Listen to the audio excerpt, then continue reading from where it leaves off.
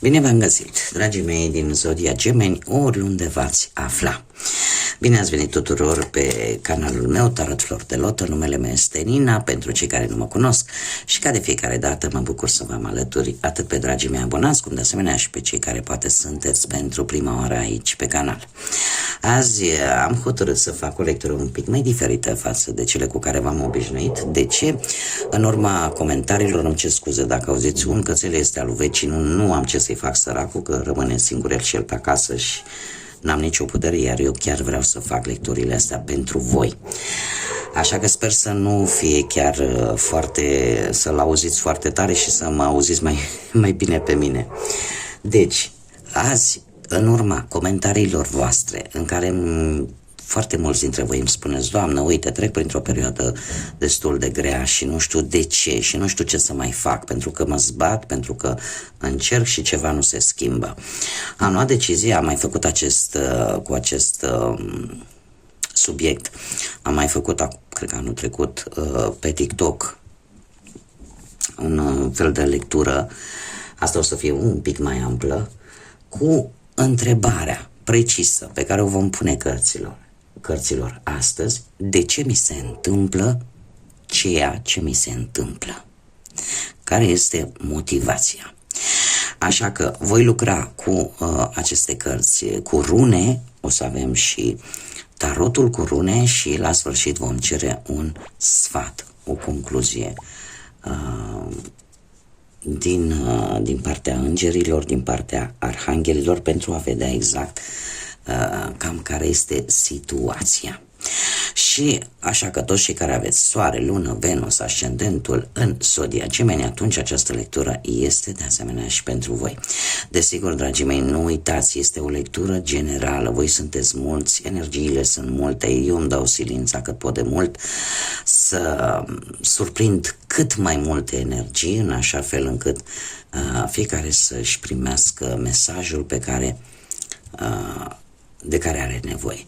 Dar voi sunteți cei care vă construiți viitorul, așa că vă rog din suflet să luați decât acele mesaje care rezonează cu voi, restul lăsați-le să zboare în univers, pentru că sigur sunt pentru alte energii, pentru alte persoane care într-o mai mică sau mai mare măsură au legătură cu Zodia Gemeni. Și haideți să începem, dar nu înainte să vă mulțumesc din suflet tuturor pentru sprijinul vostru la ultimele lecturi pe care eu le-am publicat și v-am comentat eu acolo că eram eu supărată cu un anumit aspect și voi mi-ați arătat sprijinul vostru, sunteți minunați, sunteți deosebiți și nu aveți idee câtă energie bună mi-ați oferit, așa că mii de mulțumiri tuturor. Haideți să vedem, dragilor, ce ne spun runele vikinge. Și să vedem.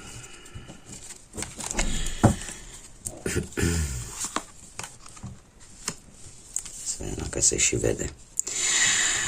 Care este originea sau situația actuală? Situația actuală, dragilor, avem runa Turisaz. Turisaz, care îmi vorbește de protecție în urma unui conflict. Unii dintre voi sunteți destul de temători poate pentru o anumită situație.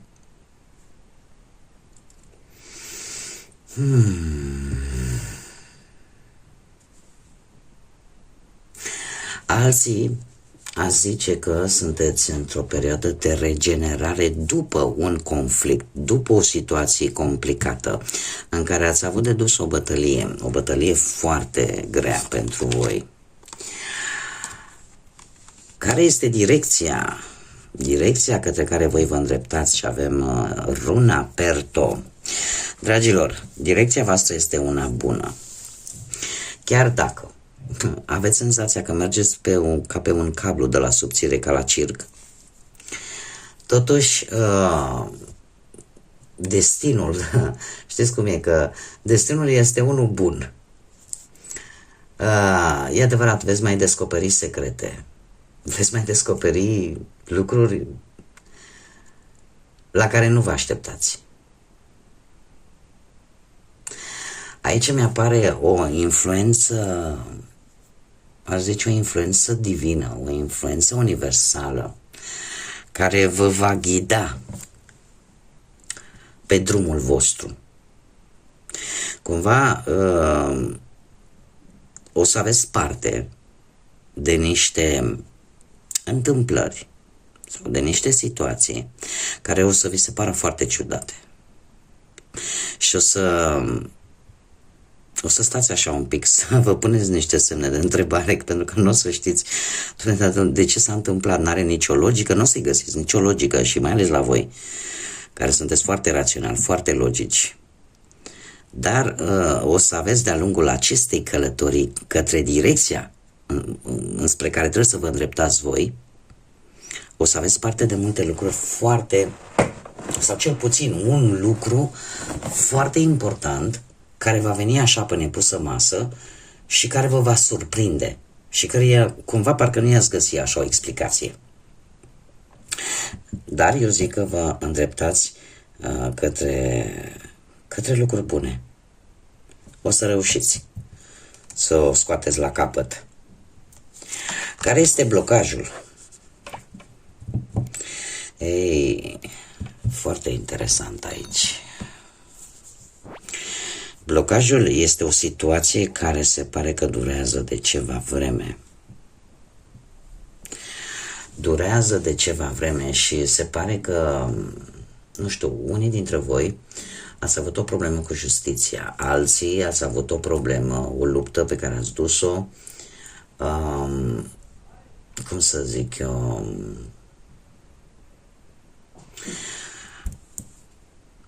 în care e posibil unii dintre voi să fi gândit, dom'le, nu sunt capabil să o duc la bun sfârșit. Iar asta e posibil să fie un blocaj.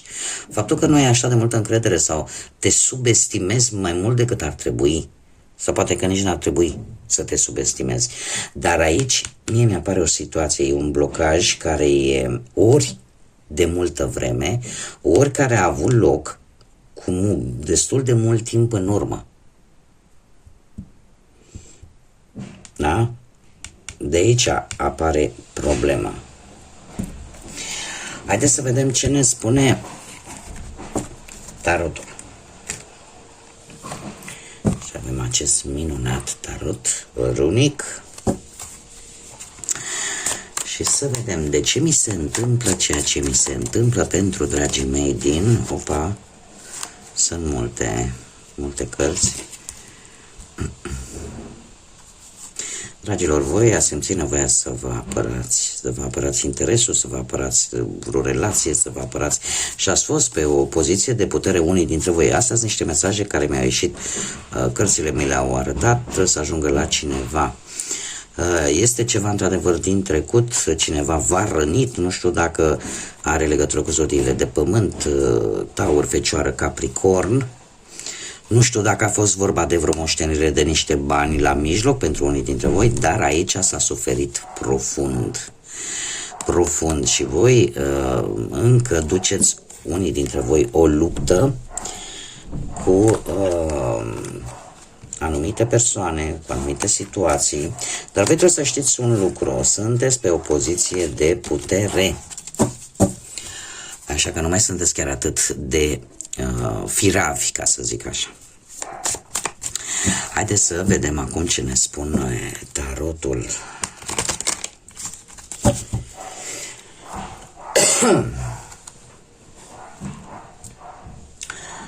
Haideți să vedem. Se vede. Care este situația actuală? Situația actuală, dragilor, se pare că este una în care ori aveți pe lângă voi anumite persoane care fiecare vine cu câte o idee, fiecare vine cu câte o ofertă sau poate unii dintre voi în acest moment sunteți foarte visători, sunteți plini de iluzii, sunteți plini de tentații. Alții vă apar tot felul de oportunități, dar sunt destul de înșelătoare. Sau poate în acest moment voi trăiți niște repercursiuni ale unor alegeri pe care le-ați făcut cu ceva timp în urmă. Eu spune ceva mai mult timp în urmă. Acum, care a fost greșeala voastră? Greșeala voastră a fost probabil aia că ați așteptat prea mult.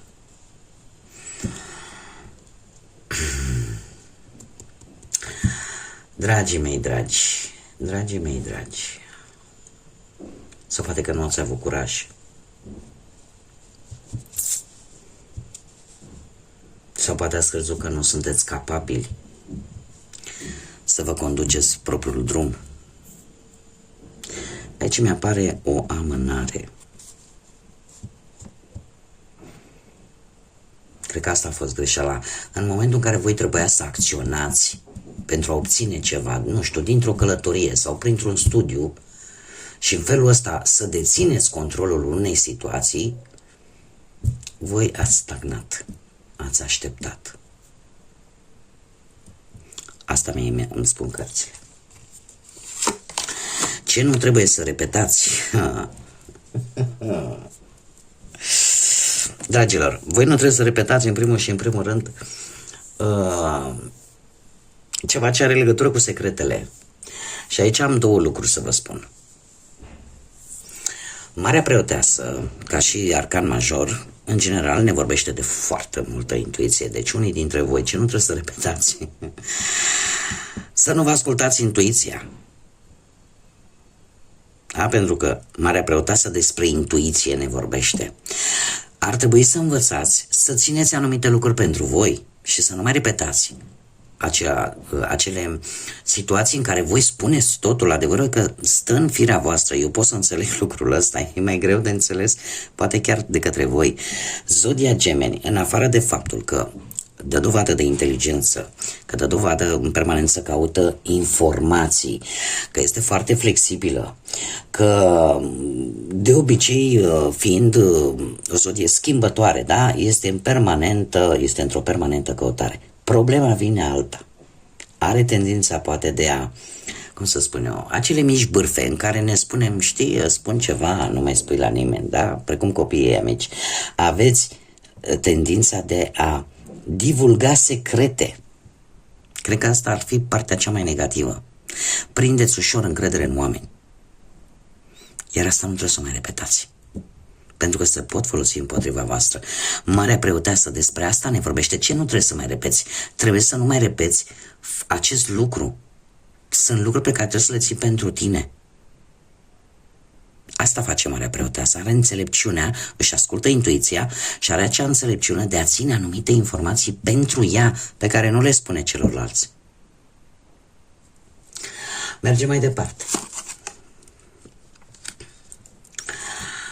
Ce trebuie să învățați? Și avem chiar arcanul vostru, care vă și reprezintă. Avem îndrăgostiții, dragilor. Ce trebuie să învățați voi? Păi probabil că ar trebui să învățați în primul și în primul rând că atunci când trebuie să luați decizii importante, și eu aș spune, aș specifica mai ales în ceea ce privește dragostea, dar în general,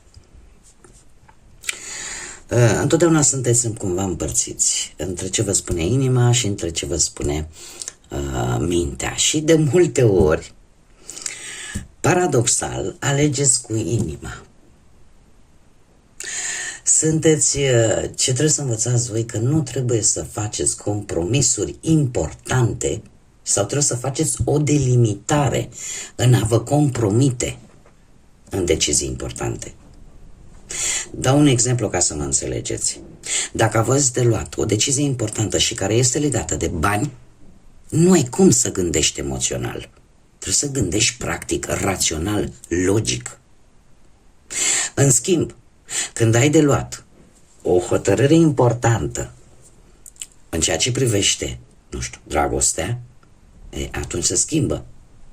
Dar în același timp trebuie să fiți, cum să spun, să nu vă schimbați dintr-o parte în alta. Trebuie să luați în calcul ce vă spune mintea, ce vă spune sufletul și ce vă spune intuiția. Da? Cumva, și asta trebuie să învățați. Când trebuie să faceți un compromis și când nu. Sau de ce trebuie să vă lăsați ghidați și de ce nu. Când trebuie să gândiți cu mintea și când trebuie să gândiți cu inima. Să analizați bine acest aspect. Ce ne spun cărțile? Ce ar trebui făcut? Avem un cavaler de bâte. Avem un cavaler de bâte care mie îmi spune în felul următor. Pentru a obține ceva și pentru a ieși oarecum din situația în care poate unii dintre voi vă aflați, ar trebui în primul și în primul rând să vă faceți un plan. Dar un plan bine pus la punct.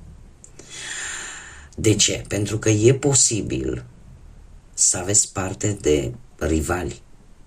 Rivali greu de combătut. E posibil să apară sau să existe deja cineva care să aibă legături cu zodiile de foc. Berbecleu săgetător, trebuie să vă spun, zodiile de foc sunt foarte înverșunate. Zodiile de foc sunt foarte ambițioase, foarte orgolioase și care au atâta multă energie, energia asta focului în care nu prea acceptă un nu ca și răspuns. Deci voi, dacă nu vorbim de o persoană cu care va trebui să vă confruntați, în primul și în primul rând, nu trebuie să dați un pas înapoi. Faceți-vă un plan bine pus la punct, pentru că puteți avea reușită. Și eu aș spune că puteți avea o reușită într-un mod foarte rapid și foarte neașteptat, care poate să aducă pentru voi, nu știu, o schimbare de job, o schimbare de locuință, da? Sau să vină o situație în care să vi se cam forțeze mâna și să vreți, nu vreți, să treceți la acțiune, dar asta va aduce un rezultat favorabil. Care ar fi concluzia? Sau, mă rog, în felul acesta, dragilor, veți reuși să vedeți lucrurile mult mai clar. În felul acesta veți reuși să aveți siguranța că ceea ce faceți voi este corect. În felul ăsta puteți afla un adevăr. În felul ăsta puteți începe un nou stil, un nou proiect de viață. Lucrurile se vor clarifica în sensul că vor ieși la suprafață. Se va tăia, ca să zic așa, tot ceea ce a fost rău. Dar trebuie să fiți atenți când acționați. Trebuie să fiți atenți când acționați. Haideți să vedem ce mesaj au îngerii, arhanghelii pentru voi, dragii mei.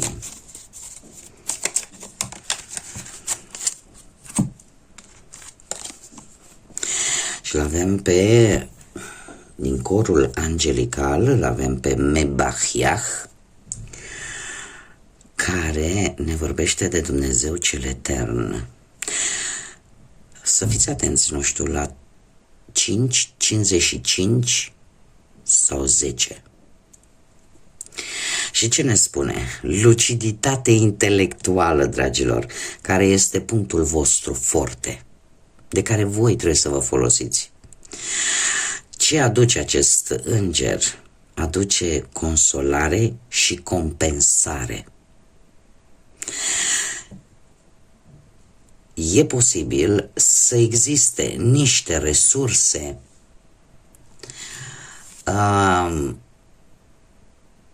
puse la păstrare de care voi să fi uitat. Una la mână. Cert este că